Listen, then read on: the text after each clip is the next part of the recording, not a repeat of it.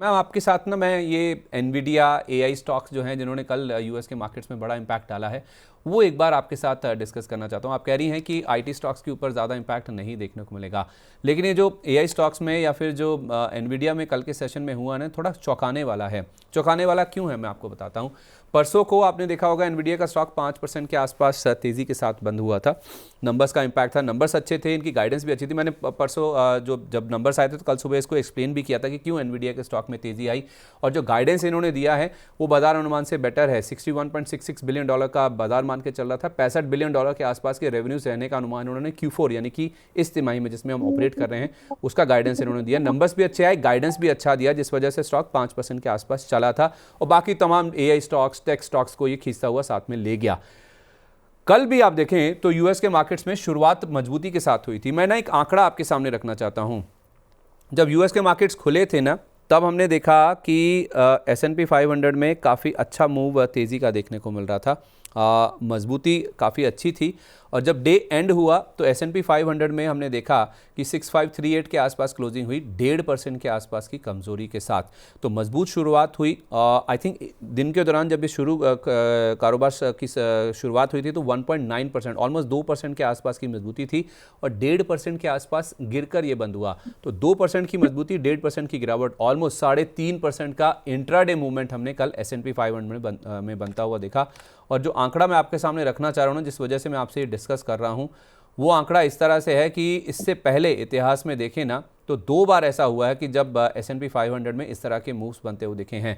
और ये दोनों टाइम कब हैं? एक है कोविड के टाइम पे 7 अप्रैल 2020, ये मैं आंकड़ा कहीं से पढ़ रहा हूँ, मुझे कहीं से ये भेजा है किसी ने, कि S&P 500 close negative after grappling up more than 1.4% at the open, यानी कि 1.5% से ज़्यादा की पॉजिटिव शुरुआत के बाद 1.5% से ज़्यादा की या 1.5% के आसपास की गिरावट लेकर इससे पहले इतिहास में 2 ही बार हुआ है जब S&P 500 में ऐसे मूव्स बनते हुए देखे हैं। एक 7 अप्रैल 2020 जो कोविड का क्रैश हुआ था उसके बाद, और दूसरा था 8 अप्रैल 2025 जब हमने लिबरेशन डे वाला क्रैश देखा था, जो टैरिफ्स को लेकर अनाउंसमेंट हुए थे ट्रंप साहब की ओर से। तो ये 2 फैक्टर्स थे, या ये 2 ऐसे दिन थे जो हमने देखा कि S&P 500 में इतना बड़ा मूव बनता हुआ देखा। और अब ऐसा हुआ है, ये आप बोल लीजिए यूएस के हिसाब से 20 नवंबर 2025 की जहाँ तक बात है। तो पहले ये दोनों दिन थे अप्रैल के आसपास, अब ये नवंबर में ऐसा हुआ है। तो इतिहास में 3 ही बार ऐसा हुआ कि इतना वॉयलेंट, इतना बड़ा इंट्राडे में मूव S&P 500 में देखने को मिला है। ऐसा क्या हो गया मैम, एक दिन में बाजार को तेजी समझ आ रही है, दूसरे दिन उतनी ही बड़ी गिरावट फिर देखने को मिल रही है एआई और टेक स्टॉक्स में? देखिए, वैल्यूएशन भी एक पार्ट होती है ग्रोवर जी। अगर एक किसी हाइप के चलते समटाइम्स टेक्निकल भी एक एस्पेक्ट होता है, वैल्यूएशन कंफर्ट, प्राइस कंफर्ट। एक पॉइंट ऐसा आता है कि आप खरीदे जा रहे हो, but there is a time जहां पर चीजें सबको महंगी लगती है। वो महंगी रिटेल को भी लगने लगती है, वो महंगी इंस्टीट्यूशनल्स को भी लगने लगती है। तो ये तो मेरी नजर में तो ये सबसे बड़ा पॉइंट आता है कि हाँ, अभी सबको लग रहा है कि भाई, और जिस तरह से सोशल मीडिया पे बहुत ही ज्यादा आप देख रहे हैं, न्यूज फ्लोट हो रहा है कि ये एआई बबल है, ये बर्स्ट हो जाएगा। तो वो जो फ़ियर है, इनफैक्ट बड़े-बड़े कुछ लोगों के स्टेटमेंट्स भी आने लगे हैं कि अगर ऐसा होगा तो क्या होगा? तो वो चीज़ों का एक फ़ियर जो है, ऊपर के लेवल्स पे बन रहा है, वो देखने के लिए मिल रहा है। लेकिन नहीं, ओवरऑल अगर मैं आप भी मानती हैं हुँ। कि सच में एआई को लेकर बबल है, सिचुएशन है वैसे, या केवल डर है, केवल भूत है, वो शेर आया है? देखिए, एआई बबल, मैं वैल्यूएशन पे तो कम्फर्ट नहीं हूँ मुझे, क्योंकि बहुत ज़्यादा कम समय में कोई भी चीज़ अगर एक्स्ट्रा ऑर्डिनरी एक्ट करती है, तो हम्म। उससे आपको सावधान रहना चाहिए। So that is what I am saying कि ये स्टेटमेंट तो मैं यहाँ पर बिल्कुल देना चाहती हूँ कि जो करंट प्राइसिंग है, आप कोई भी स्टॉक उठाइए फिलहाल, एनवीडिया स्पेसिफिकली, तो वैल्यूएशन अगर ज़्यादा होती है, तो वहाँ पर डिस्कम्फर्ट आना शुरू हो जाता है। फिर उसके लिए चलती है कहावतें, या फिर ऐसे फिर बातें होनी शुरू होती है कि भाई ऐसे हो रहा है। तो वो चीज़ें जो है थोड़ा-सा हम यहाँ पे देख रहे हैं कि कुछ स्टॉक स्पेसिफिक, यस, वैल्यूएशन ज़्यादा है जिसकी वजह से वहाँ पे प्रॉफिट बुकिंग आएगी। बट जो ये बबल बर्स्ट होने वाली बात है, तो स्टॉक स्पेसिफिक एक्शन ही होंगे। ये इंडस्ट्री तो बंद होने वाली जैसी नहीं लग रही है। ठीक है। नहीं, ये जो ना पहले क्या है ना, 2000 आई थिंक 2000 का जो क्रैश हुआ था ना, उससे इसको कंपेयर किया जाता है। उस समय क्या था ना, प्रॉब्लम ये थी कि जो हाइप बना था या फिर जो स्टॉक्स में इतना एग्जैजरेशन देखने को मिला था ना, उस समय उसका सपोर्ट करने के लिए या फिर अंडरलाइंग ना रेवेन्यूज़ नहीं थे। अब एनवीडिया के जो Yes. नंबर्स आए ना वो ये बता रहे हैं कि आई थिंक मेरी किसी से बात हो रही थी आज से कुछ 4 या 5 साल पहले, इनके $6 बिलियन के आसपास के रेवेन्यू थे जो $60 बिलियन के हो गए। और कंपनी खुद प्रोजेक्ट कर रही है मैम कि अगला क्वार्टर यानी कि ये जो तिमाही में हम बैठे हैं ये $65 बिलियन के रेवेन्यूज क्लॉक करेंगे। तो वैल्यूएशन को लेकर चिंता है। वैल्यूएशन कुछ कुछ कंपनियां, कुछ कुछ सेक्टर्स, कुछ कुछ ऐसे स्टॉक्स होते हैं जो हमेशा high valuation, premium valuations command करते हैं। कुछ वैसा ही हम एआई स्टॉक्स में भी देख रहे हैं। लेकिन Yes. बबल को अगर कुछ चैलेंज कर रहा है ना, या फिर उसका कोई तोड़ अगर है, तो वो ये है कि it is supported by revenues. नीचे अंडरलाइंग रेवेन्यूज हैं कंपनियों के पास, ऐसा नहीं कि सब हवा में ही हैं। Exactly. तो मैं इस वजह से आपसे जानना Yes. चाहता हूं कि एक्चुअली आपको लगता है कि एआई में इस समय बबल जैसी सिचुएशन है? क्योंकि अगर यूएस में ऐसा हुआ ना तो एआई का प्ले इंडिया में भी चल रहा है, एल्बीट बहुत छोटे लेवल पे चल रहा है, लेकिन हाँ असर तो जरूर देखने को मिलेगा। देखिए, मैं इतना ही बोल सकती हूँ कि ये मुझे जो फिलहाल यहाँ पर बबल जैसा, अभी जैसे एनवीडिया कॉर्पोरेशन आज की डेट में $180 पर है, ये प्राइस की वजह से, क्योंकि वैल्यूएशन कंफर्ट में बबल बर्स्ट जैसा सिचुएशन तो वहां पे नहीं देखती। आई एम नॉट सीइंग कि ये घट करके $100 पर आ जाएगा तुरंत, ना, that's not I am seeing.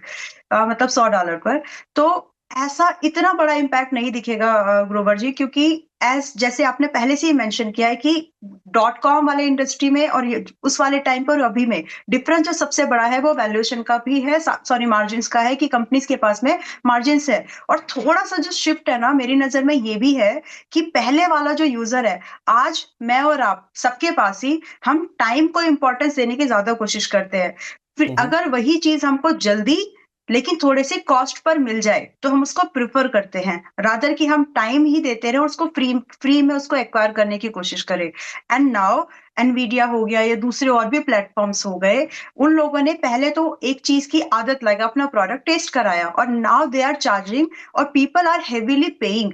तो these valuations definitely overvalue है पहली बात तो, but definitely they are supported by with the revenue with the profit, जो कि आगे भी बढ़ सकता है, एक्चुअली बढ़ेगा, क्योंकि जिस तरह से ट्रेंड बढ़ रहा है कंपटीशन तो आएगा। अगर आप सस्ता कंपटीशन मार्केट में लाके सामने खड़ा कर देंगे तो there will be a shift to, user के पास में शिफ्ट हो जाएगा, लेकिन उस यूजर के पास में इसी इंडस्ट्री में एक दूसरा ऑप्शन भी खुल जाएगा। What I am trying to make you understand, what I am trying to say here, कि हमारे पास में इस इंडस्ट्री में कोलैप्स होगा ऐसा मेरा मानना नहीं है। कंपटीशन टफ होता जाएगा, दैट्स माय ओपिनियन। टफ होगा लेकिन रेवेन्यूज भी बढ़ेंगे और मुनाफा भी बढ़ेगा।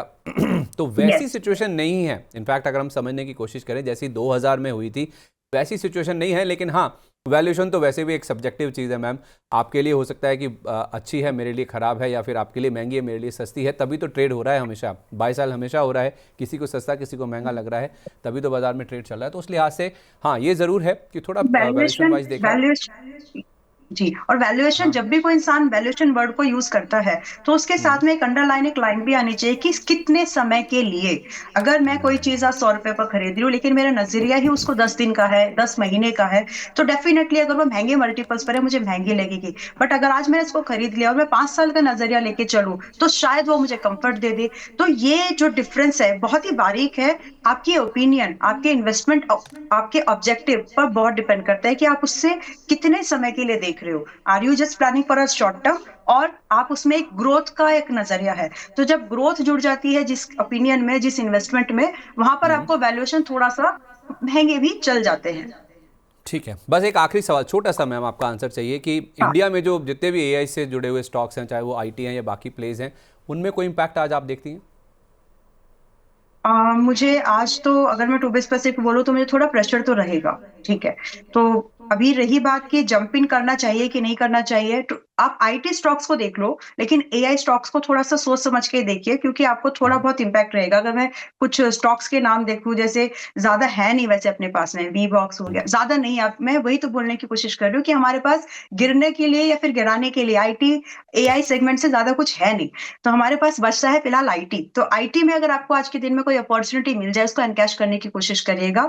रही बात पेस डिजिटेक या फिर तेजस नेट, जो थोड़े बहुत ही है इस सेगमेंट में, उनको आप थोड़ा देख सकते हैं। बट मुझे नहीं लगता कि आज की खरीदारी का व्यू बनाना चाहिए। लेट दिस, क्योंकि कोई सॉलिड न्यूज नहीं है, ये जस्ट एक प्राइस एक्शन बेस चल रहा है। पेस डिजिटेक टाइप की अगर कुछ कंपनीज आप देख रहे हो तो 225 के पास में न्यूली लिस्टेड कंपनी है, चाहे तो इसमें एक व्यू बाइंग का लेके चल सकते हैं 200-210 के आसपास। चलिए ठीक है, परफेक्ट है। तो पेस डिजिटेक, इसमें ज़रूर आप नज़र रख के चल सकते हैं 210 के आसपास।